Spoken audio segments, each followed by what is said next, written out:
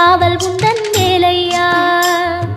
திருச்செந்தூர் ஆண்டவனே வேல் முருகா, தினம் உனக்கு நன்றி சொல்வோம் மால் மருகா. திருவடியில் தவம் இருப்போம் திருமுருகா, தீர்ப்பெழுது நலமெனவே வடிவழகா.